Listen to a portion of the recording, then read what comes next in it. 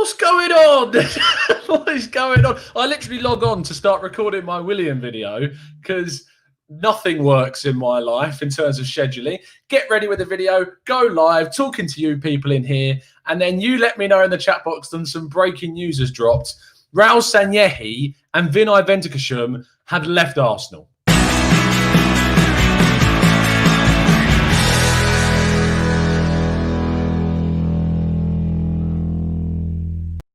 Hello and welcome to the Gooner Talk, back again with you guys for another show as we react to the breaking news that Raul Sanhelli and Vinai Ventukasham have left Arsenal Football Club. I'm still getting, because obviously we're recording this at 5 minutes past 12. Raul Sanhelli has just been announced that they have left. When you click on the link for the club statement, it now comes up so we can read this live with you guys on the channel and get your reaction in the chat box to this absolutely ridiculous news that is dropping today. I can't quite believe we're watching and seeing this. You should be able to see it on the screen. I know that you can. Let's talk through this statement together. We'll read it through once whole, and then, is it quite long? It's not that long. We'll read it through once, and then we'll break it down individually. We are announcing today that head of football, Raul Sanhelli, is leaving the club, and Vinai Ventukasham, our current manager director, will lead us going forward. Okay, so Vinai, so they both have left. Okay, has left the club, and Vinai, our current managing director, will lead us going forwards. Okay, so Vinai has not left. That's a really weird use of grammar. Okay, let's read this statement and we'll see, because the grammar of that first sentence leaves it very strange. In a statement on behalf of our owners, Kroenke Sports Entertainment, Stan and Josh Kroenke said, Raul has made a big contribution during this time with us and will always be a part of the Arsenal family. We thank him for all his hard work and expertise and wish him every future success. We have no doubt that Vinai is the right person to take the club forward. Vinai is not leaving. It is just Raul. I read that completely wrong. So Raul Sanhelli has left, and Vinai is the man that will take the club forward. He has shown outstanding leadership during the current crisis and is held in high regard internally and externally. We know everyone will rally around him so we can move forward successfully. Vinai, who has been at the club since 2010, said, I am thankful to Stan, Josh and the rest of the Arsenal board for their trust in me. I will miss working closely with my colleague and friend Raul, but I am looking forward to this new challenge. There is much work to do to return Arsenal to the top of the game where we belong, which is what our fans rightly demand. While this will not happen overnight, I believe we have many of the critical ingredients to do so. There are many positives to build on across the club. While football faces uncertainties ahead as a result of the COVID-19 pandemic, I'm confident Arsenal will emerge strongly and look forward with confidence.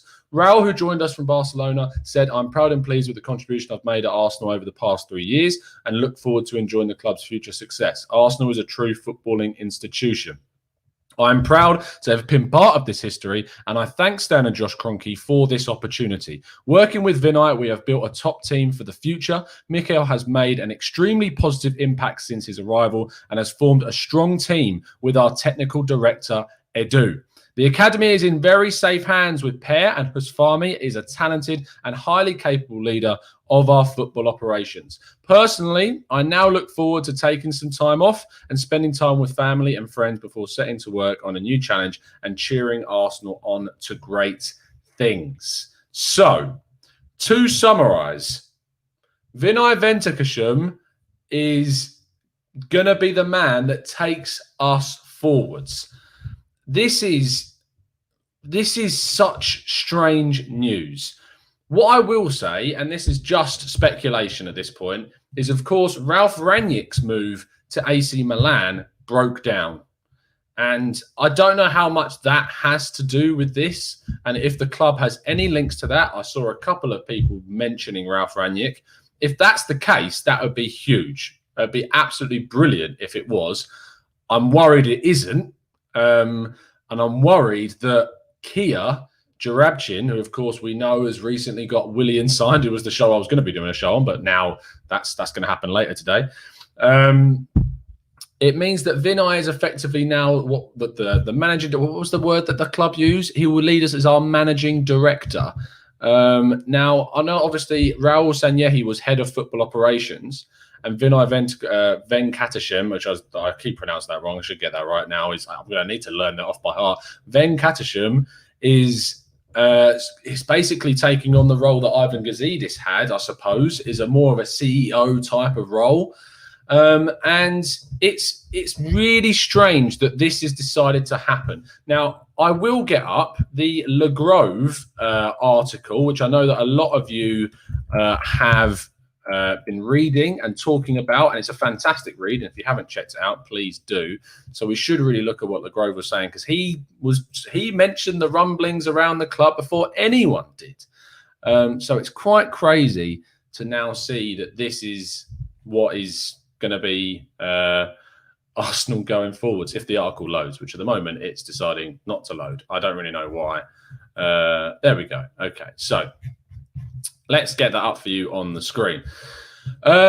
Something rumbling at Arsenal HQ. So Le Grove has smashed this, really in the know about certain things. Now, the key thing, I read this earlier today, and the key thing that was sort of brought through was the man that Arsenal hired to sort of, Tim Lewis, this man that's come in to look at Arsenal's transfer dealings and put them under the microscope, has been brought into the club to basically assess everything. Now, it's a long read, as Jasmeet says, so I implore you to go on the Le Grove's website and read it. I'm not going to read through it all with you because that would be ridiculous. But the thing is if they're looking into things now, during arguably the most important transfer window in Arsenal's history, you have to question the timing of this decision. Should this decision have been taken earlier? Is this as early as we could have seen it from the club? Have they made this decision too late? Has it been made too early? Has it been made at the right time? I guess time will tell. But as Owen said, investigation into the finances around the Pepe deal announced. Raul leaves the next day. Did he jump before he was pushed? Possibly so. And seeing the reaction from you guys, and we're going to get... So what I want you to say is, do you think this is good news or do you think this is bad news? Put it into the chat box for me. Good news or bad news? You tell me in the chat box. Is this a good thing for Arsenal? Is it a bad thing? Because Arsenal have been basically growing around this structure of seeing agents being linked more heavily with the club. Arsenal getting involved with the likes of Kia Cherabchin, seeing the likes of Jorge or George Mendes getting involved with the Pepe deal. And that has led to Arsenal making some odd choices in the transfer market, putting them a lot of money onto players that necessarily they might not have done.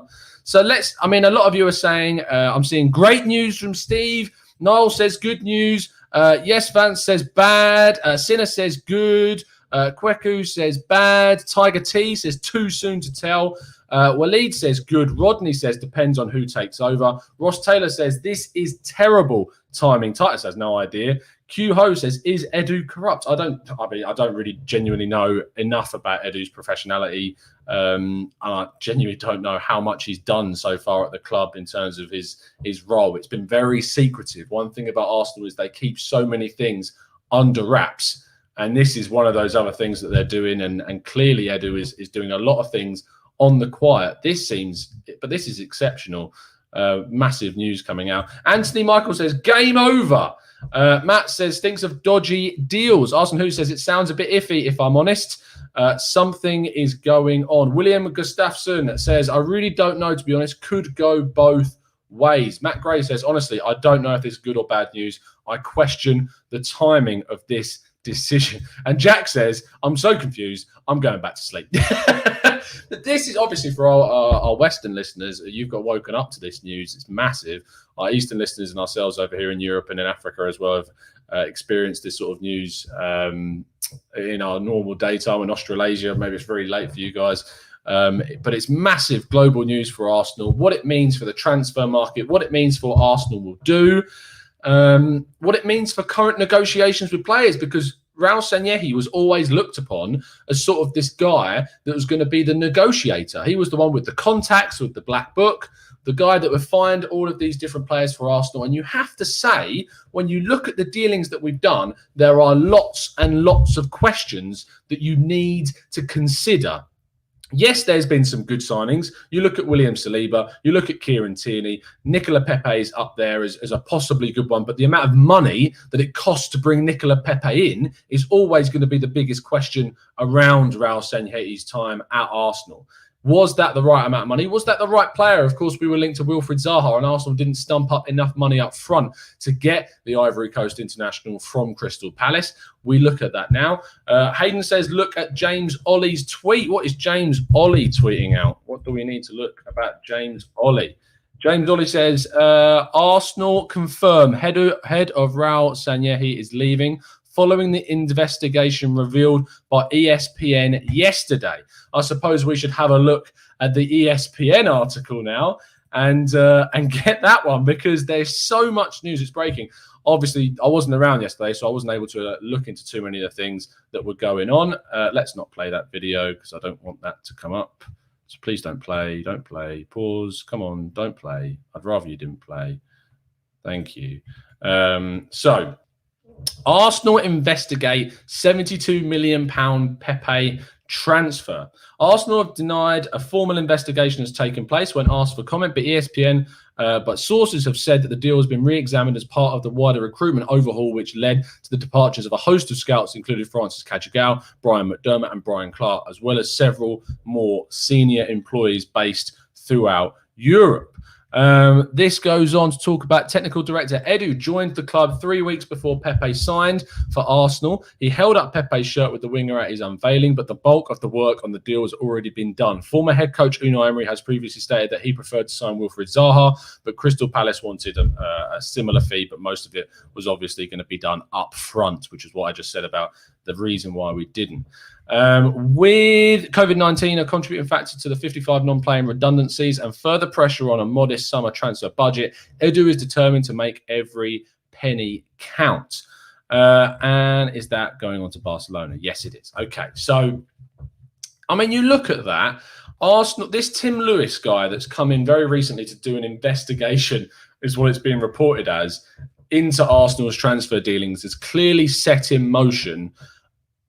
You know what I'll say, and I'll get your thoughts on this, but the people that are making this decision to get someone in to take a more in-depth look at Arsenal's transfer dealings, for me, the only people that can be looked at to make that decision is the people at the highest point. Your Josh and your Stan. Less so Stan, I'm thinking more Josh as the guy that's more involved with the club. But do you not think that it is a good thing that Josh Kroenke has clearly signed off on this Tim Lewis coming in and looking into the club's dealings, looking at where Arsenal are going wrong and why things need to change? We have wanted, with the whole "we care, do you have to turn around and say, well, clearly there is a level of care going on at the top to bring in this guy to do an investigation into the misdealings that have led to Arsenal's decline. And if that's true, you have to hold your hands up and say, fair play, Josh Kroenke, for helping this process happen. Let me know what you think about that in the chat. Archie says, good on Josh. Absolutely, says Thibaut Pesque. Very laudable. Avon says, does anyone else think that Lewis has been brought in to prepare the club for a sale? That's an interesting move. Obviously, something that you would want Arsenal in the best position possible to be sold. Arsenal sitting in 8th in the Premier League isn't great. You need to improve their stature. But for me, I think that this is important information, an important step that shows that people like Josh Kroenke, maybe less so Stan, I'm looking more at Josh as the guy that's getting involved in this more, as actually someone that genuinely does care, someone that is interested in Arsenal turning things around and making the correct decisions. Obviously, this is off a hypothetical, but I can't imagine that anyone else would be the guy to search out someone like Tim Lewis to bring him in and to investigate Arsenal's misdealings. So make of that what you will. Make of that what you will. Joseph Maseko says, it suggests that the system isn't working. The problem is the owners are still sticking by a bad system. The system has a role in the approach to some of these poor transfers. Obviously, we know, I'm not sure you're looking at the owners now. I don't think it's, I get how there could be some negative connotations to look at the owners about the timing of this decision. However, I'm going to stick to my guns at this point in time and say that I think this is a good move from Josh Kroenke to employ someone to investigate the situation at Arsenal and think, hold on a sec, Nicola Pepe hasn't really looked a £72 million player. Other players that have been brought in on high wages, like David Luiz, signing other players onto big contracts as well. Looking at some of the dealings that have happened at Arsenal with Cedric coming in, supposedly Cedric is not all that great at the moment, and being put on a lot of money, and a 4-year deal at that is looking a bit of an error from the club at the moment, which is a very strange one when you look at how obviously he's very much linked to Kia Jarabchin and the players that we're bringing in with David Luiz. Edu has the agent of Kia, and this is where I'm slightly getting worried. If there is no further sort of comment from Edu as a client of Kia Jarabchin, then maybe it is a sign that the agent is getting more so integrated into this club. And if that's going to happen, you have to question if this is the right decision. However, if they're looking at the transfer dealings, looking at, say, David Luiz, looking at Cedric, looking at even Willian that's come in more recently, which would have been a deal that has been ongoing for a very long time. We don't know when that deal was signed off. We don't know if it was done majorly by Edu or done majorly by Raul or done majorly with the help of Vinay to a lesser extent, or with, of course, the other sort of scouting people that are involved that have now been let go.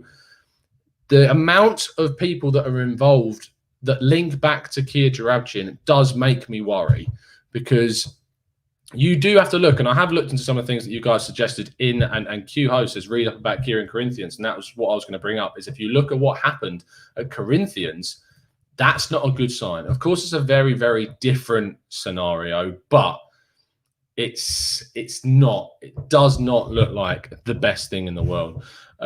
Maybe Albert wanted him gone, says Joe McGall. That's another point, is how does this then impact Aubameyang's contract situation?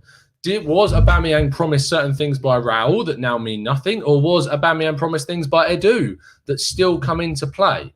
We just will need to see the fallout of this. What's worrying for me is that we're starting to see a really odd trend of people leaving the club and not being replaced. We saw it earlier on with, of course, Sir Chibs Keswick, and I know that a lot of people didn't like him. I wasn't his biggest fan. I don't know what he really did.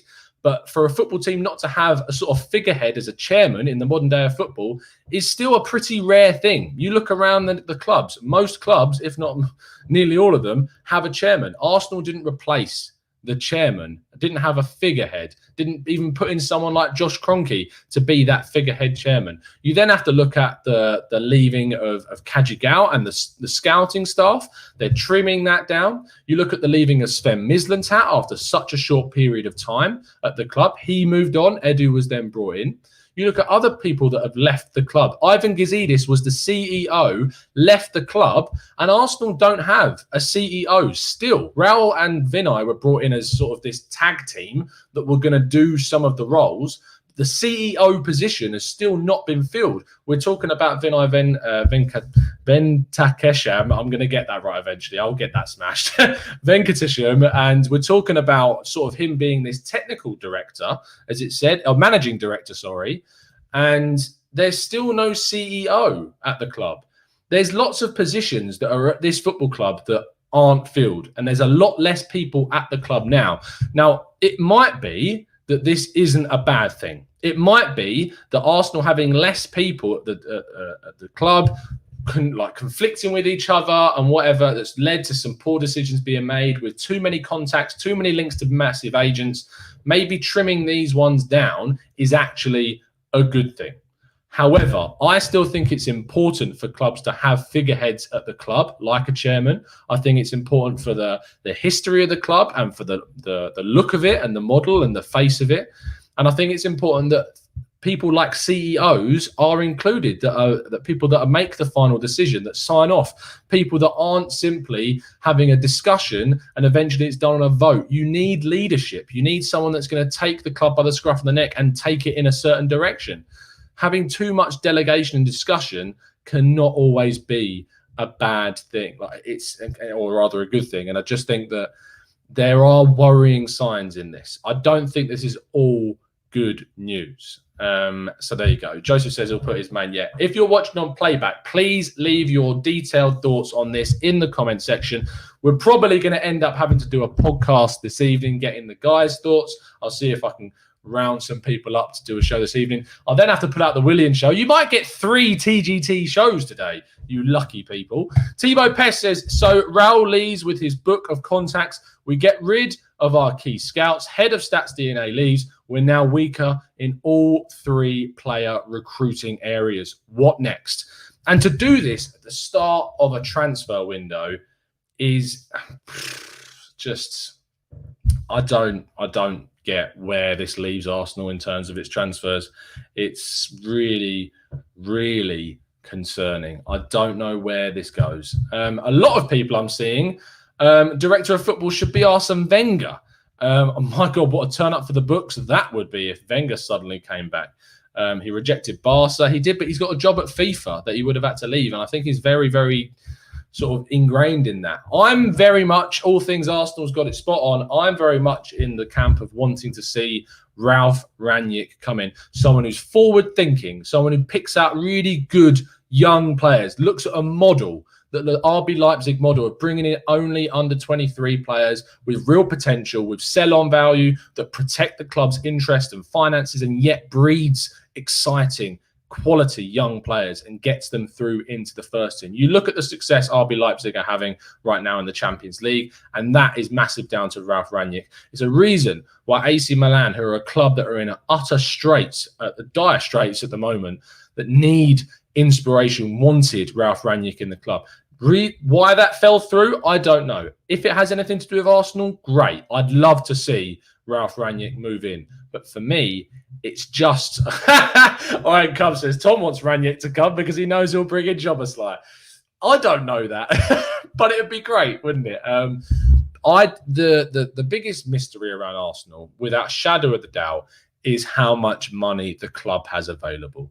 Until Arsenal start doing more transfers and start spending some money or start selling some players, we won't know how much money the club actually has. And until that point, we can't really have a true judgment on what situation Arsenal are in. We can look at different scenarios. Let's take the scenario that Arsenal have got a fair chunk of money available to spend on transfers this summer. You bring in, or you let Raul Sanhelli go, you cut ties with the contacts that he's got, and you change the model. You've still got time with a significant amount of money for the rest of the transfer window to bring in key, young, talented players, cornerstones to the club, yet still bring in experience, the likes of Thomas Partey, for instance.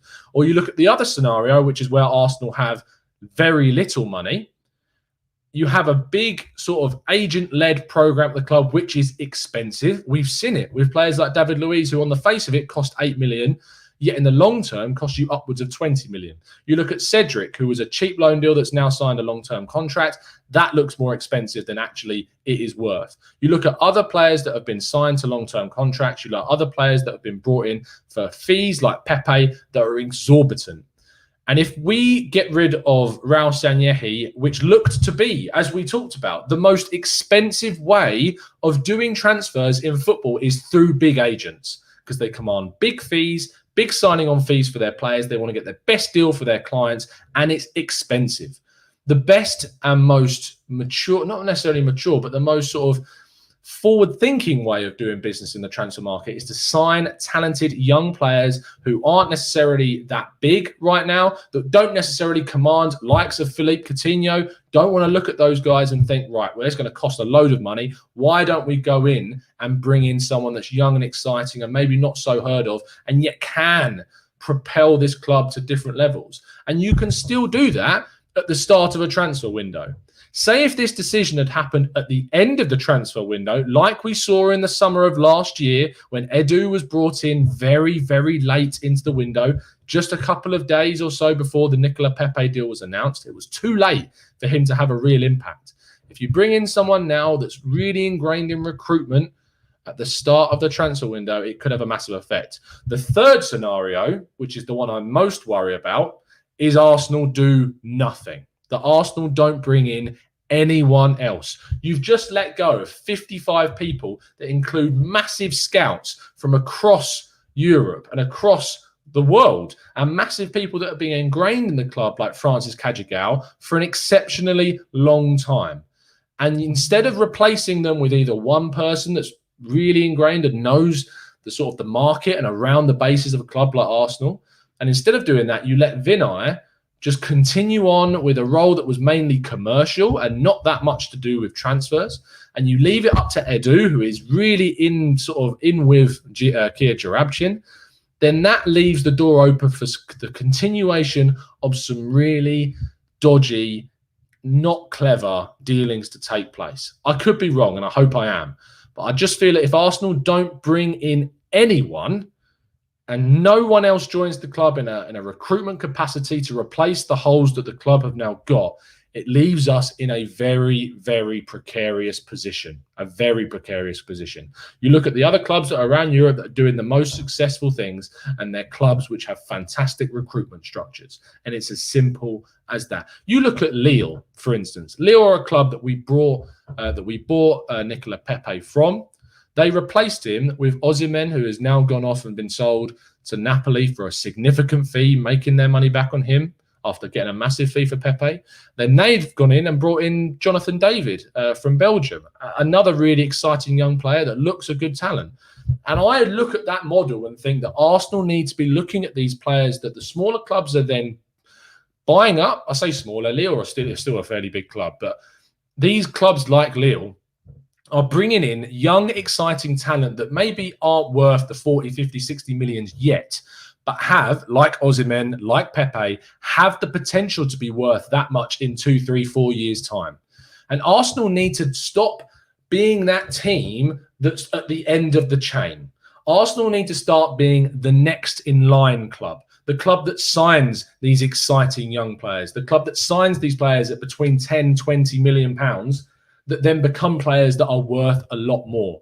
You look at the Dortmund model and how successfully they're paying off with the players that they've sold and the players that they bring in. And now Dortmund have got to a stage where they can sign exciting players. They sold off so many players for a lot of money. I mean, if we actually just have a look at Borussia Dortmund's structure and how successful they've been in the transfer market. And I know that they're unfortunately in a situation in the Bundesliga where they're going to be competing against Bayern Munich. And that means obviously that they're not going to have the most success at the club, or rather in the league, because they're competing with something which is just it's nearly impossible to compete with Bayern Munich in that obviously that league. But if we have a look, and if I just share the screen with you at Borussia Dortmund and their transfers. So last season they sold Abdou Diallo for £28 million. Paco Alcacer, who was brought in from Barcelona as a flop and improved, for £20 million.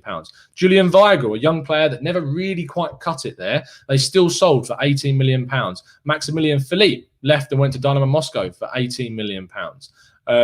Larson, a young winger, left at £8 million because he wasn't getting minutes. And if we just go back another season before I look at this season in more detail of what Borussia Dortmund were able to do, of course, they brought in Erling Haaland this season for a very, very low fee considering the player that he is. But so Abdou Diallo was brought in for 25 and they sold him for a profit. But if you look at Christian Pulisic, was sold for £57 million to Chelsea. Yarmolenko, £18 million. Socrates to us for £14 million.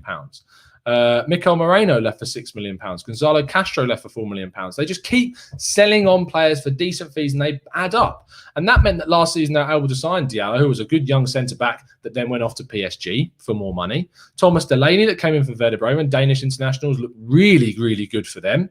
Axel Witsel, who of course has been sort of around the richer wage leagues like Zenit, I think it was in Russia. He then moved off to China and earned money there, and then was brought in at the age of 29 or 28, 29 when he was brought in for 80 million quid. Has been one of the better midfielders in that league. And then you look at this season, having sold and built up a strong wealth of talent and a strong bank balance as well. They were out and they were able to bring back Mats Hummels for £27 million, who was a very, very good centre-back, of course. Not as good as maybe his time when he was at Dortmund the first time around, but they brought him back and he's still been good. Nico Schulz, who was an exciting sort of mid-20s player at Hoffenheim, hasn't maybe cut it as much as people would have liked him to do. And that's obviously been a lot to do with other players that have been around the team and the different systems that they've played. Torgan Hazard, obviously Eden Hazard's brother, really exciting winger, came from Gladbach for £22 million. Julian Brandt, one of the most exciting young German players, was brought in from Bayer Leverkusen, could have moved to Bayern Munich. Didn't, came to Dortmund for 22 million quid, done really well. They brought in Paco Alcácer from Barcelona for 18 million, then later they sold him for a profit. Erling Haaland. I mean, what more can you say about this guy? Yes, I understand that they had to introduce a release clause of around 50 million, I think it was, but that doesn't stop them from re-signing him to a new contract in the future. And it means that they've got an exceptional player for a series or a period of time that keeps him at the club there, scoring goals and improving that team. And I'm sorry, but I don't agree with a lot of Manchester United fans like Terry on the Football Terrace that thinks that Manchester United are looking at the wrong model and thinking that they don't want to be looked at as a selling club.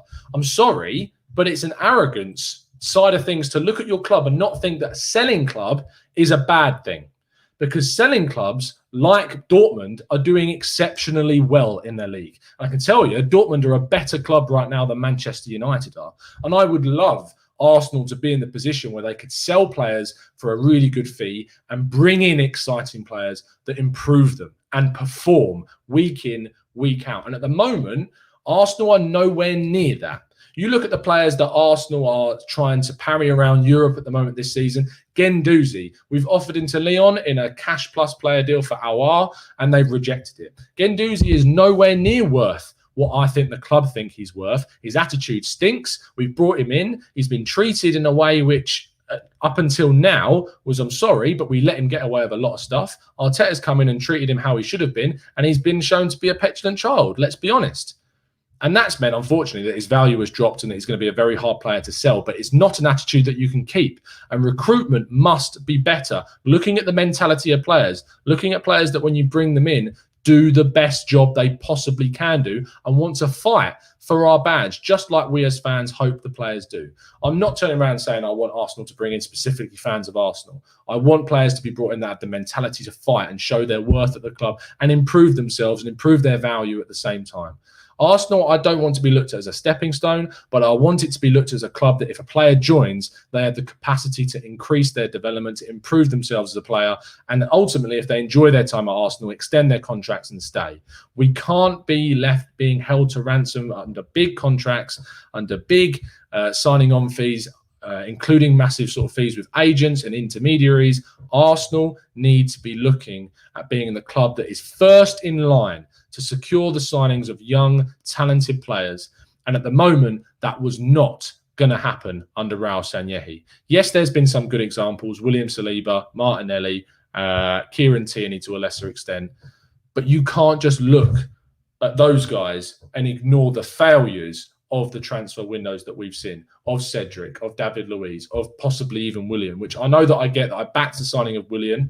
And it makes sense in that thing, but I would have much rather of getting William Sinner sign a young, exciting player for a good fee. But I say I'd rather that, but I know in realistic terms, Arsenal don't have the money to do that. And that's why the William deal made sense. But I'd rather Arsenal had 5 years prior put themselves into a better financial position where we didn't have to make the sensible signing of William.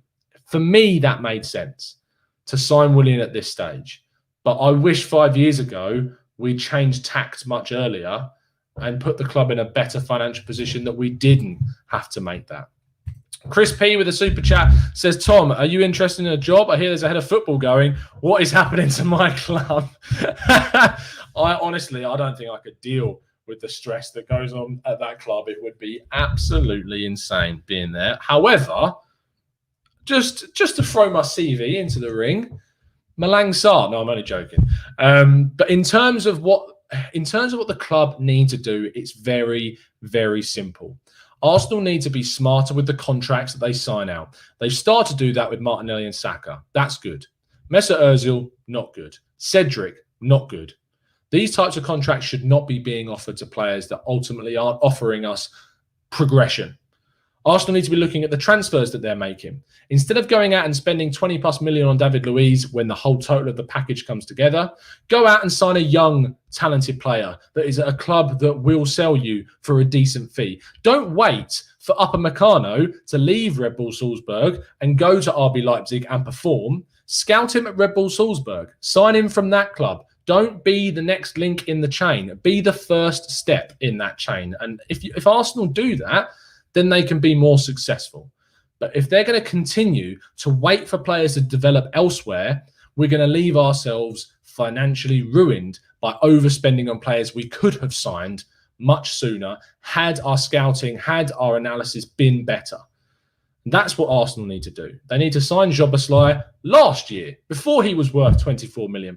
They need to identify, and to be honest, what's frustrating, and it's not me being arrogant, but we on this show, myself and my guests, and even you guys in the chat box, suggest players that Arsenal could sign that a year later look great, look fantastic. Why are Arsenal not going out and getting these young players sooner? It doesn't make sense. And I'm sorry, MD Zishan, who said we need Coutinho, that is exactly the mentality that Arsenal don't need.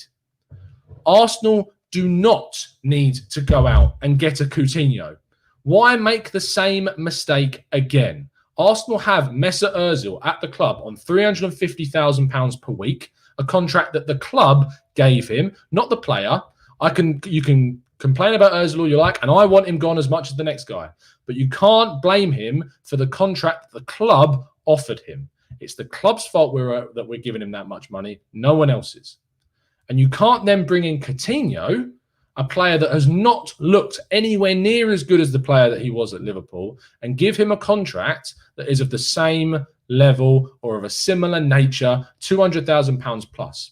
Instead of that, go out and use the multi-million pounds that you would have had to spend on bringing in Coutinho to bring in the player that's going to be worth the money Coutinho was worth when he left Liverpool. Make the signings that Liverpool make. Sign these players young. Sign them at the right time. Look at other clubs in the Premier League and where they sign players that could be worth. Sometimes it won't work. But the thing is, you look at Chelsea, they bring in some players with the hope that there'll be something in the future. Sometimes they work, sometimes they don't. But they still sell those players for big fees. You look at Tiémoué Bakayoko, brought in from Monaco, didn't do great, but they sent him on loan, did really well, and they're going to get a decent fee for him when he leaves.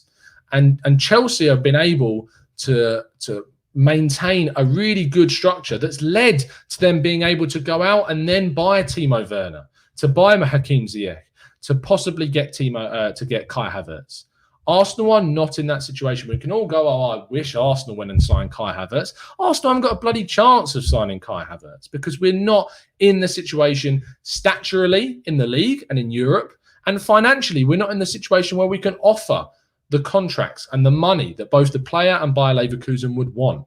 But if Arsenal finally just admit that they've done stuff wrong, which I'm hoping is what Tim Lewis has now identified with this whole Raul Sanhelli being moved on situation, that Arsenal can change things. That Arsenal can bring in young, exciting talent.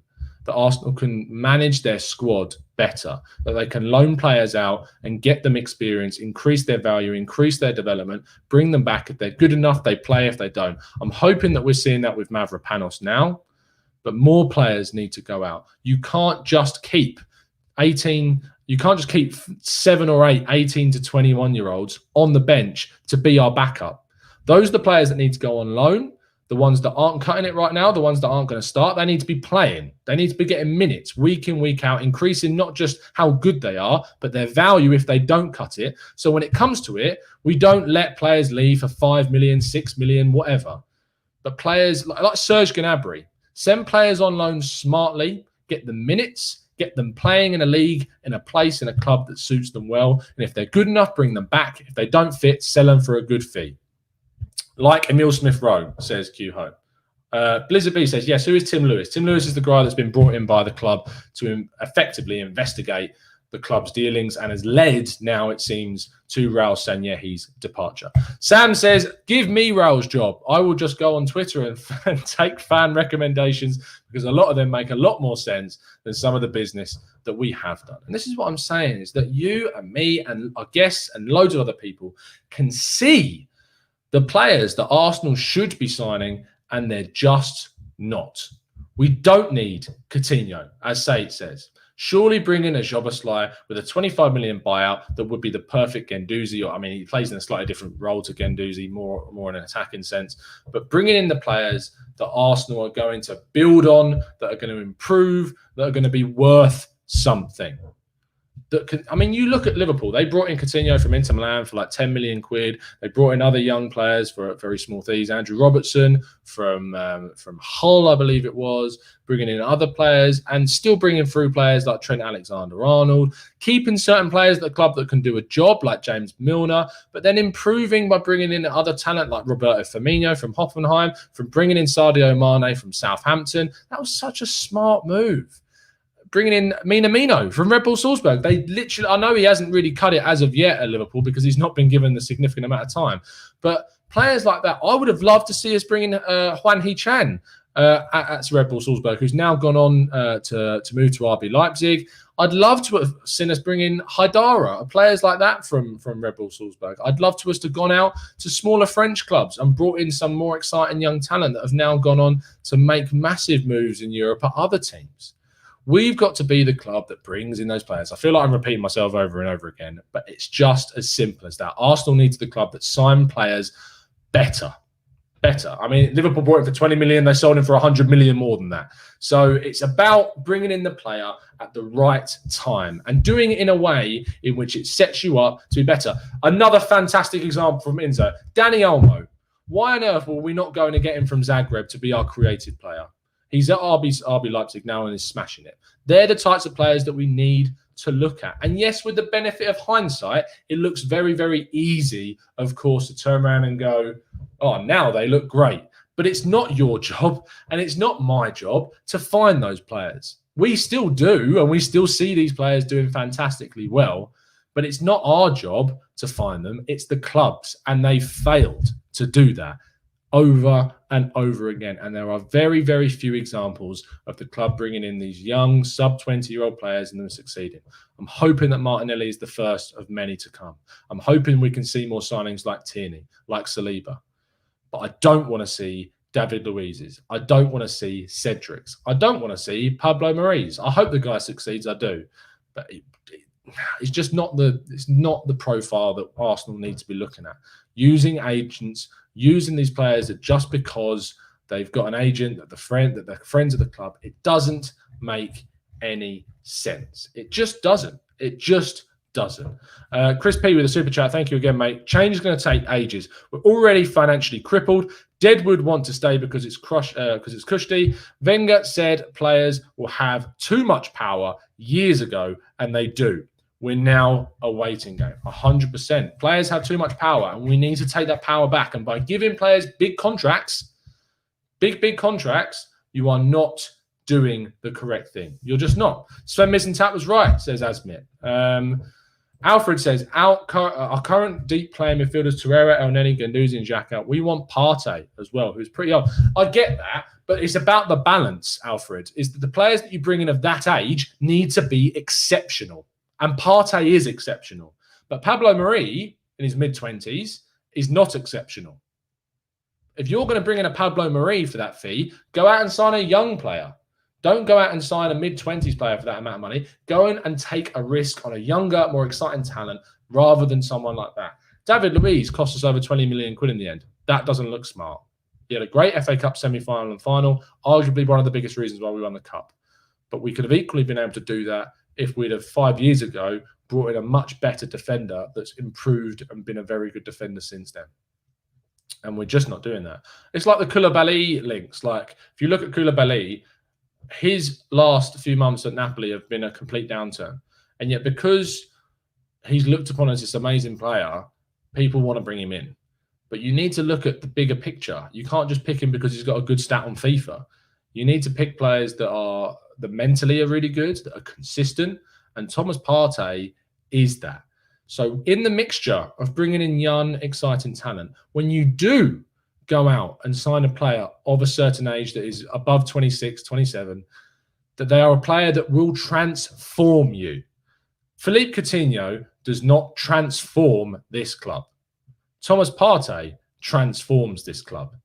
And you need to be smarter about the decisions in the transfer market that you make. And it's as simple as that. We had another super chat from O'Malley. Thank you so much for the support, mate. Seems like we are preparing for a sale, restructuring of staff, and Kroenke buying back the team debt. Maybe. If it's to do with a restructure, you have to think that maybe that's a good thing. It depends, obviously, who comes in, the financial side of that, but we don't know. It's obviously all up in the air. It really is. Pramod says, smarter business is the key. 100%. Thank you for the support, mate. It is the key. It is 100%. It's about who you sign, when you sign them, and what they're going to do. And not only that, but it's also thinking about, wow, I've gone on for 45 minutes. It's also about the positions at the club and the signings that you make and where they're going to fit. Where on earth does Philippe Coutinho fit into this team? Someone tell me. Because if you're putting him at left wing, that means you're moving Aubameyang into the middle, who is playing a striking position that Arteta wants someone to be really good at holding up and linking play.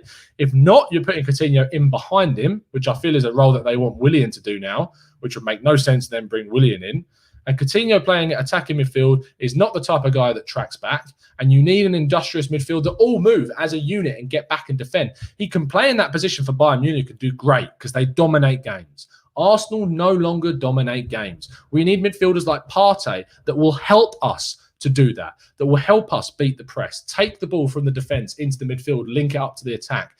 That's the type of players Arsenal should be targeting. I get that we need central creativity. I get that. But you were much better using and emphasising the areas of the pitch where you are most deadly. Our left flank could be absolutely lethal if given the security it needs when Kieran Tierney attacks, when Saka attacks, when Aubameyang attacks, that we're not so vulnerable on the counter. And that's done by improving the defensive part of the central midfield, which we need to do. Torreira's not cut it. Torreira was brought in from a Sampdoria side that played a midfield diamond with the likes of Dennis Praet. Arsenal don't play a midfield diamond, and yet we brought him in to play that position. And it made no sense. At the time, it looked great, and even I was guilty of falling for it. But in the long term, Lucas Torreira has not been a successful signing. And whilst the age profile was right, whilst the money was fairly decent, what it looked to be at the time, his value's not gone up. He's not improved as a player. And for me, we need to be looking at players that fit the system. Thomas Partey has played in a 4-4-2 at Atletico. Thomas Partey has played in a 4-3-3 at Atletico. So he's got experience of playing in both of those systems. And whether Arteta decides to change to a 4-4-2, which I highly doubt, because he's played and experienced a 4-3-3 at Atletico as well, playing as a defensive midfielder, playing as a midfielder, he can do that. He can. He was Kante. I think that's in relation to Torreira. He had the same stats as Kante, Torreira did. And I think that this is where sometimes, I know they'll sound like a massive hypocrite saying that stats can be overrated because all we do on the channel is talk about stats a lot. But the problem is that if you buy a player whose stats look great, but if he doesn't fit what you need to do, those stats are going to fall and ultimately will fail.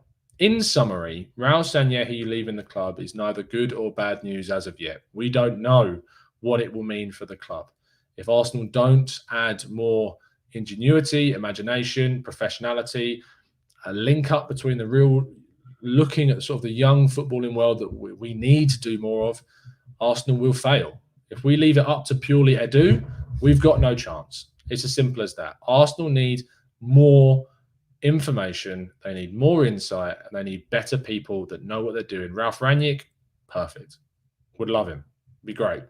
But I just don't think it's going to work. I just don't think I trust the decision-making at a certain level. I'll give Josh Kroenke all the praise in the world if he is in fact behind the reasoning why Tim Lewis has come in and done an investigation which led to Raul's departure. In that sense, you have to say, hold your hands and say fair play. Clearly, there is a level of care. Clearly, he does care. If that is what has happened and that's the reason why he has. But if not, then we need to be making better decisions. Thank you so much for listening. If you could please drop a like on the video, there will be one, possibly even two shows for you later this evening. I'm looking forward to talking about this in more detail. It's going to be a really strange one to talk about in more detail because this is crazy. Other than that, it's been a pleasure speaking to you, as it always is over here at The Gooner Talk. You can follow us at The Gooner Talk TV on Twitter. Please subscribe to get more latest Arsenal news, insight into transfers, insight into experts. If you'd like to support the channel and help us by becoming a member and get exclusive access to new content, then please make sure you click that join button in the description. Please read the latest articles on the website. All the articles that are coming out of the channel are fantastic. Please make sure you give them a read. See you very soon, people. It's been a pleasure. It's going to be confusing and crazy, but as always, up the Arsenal.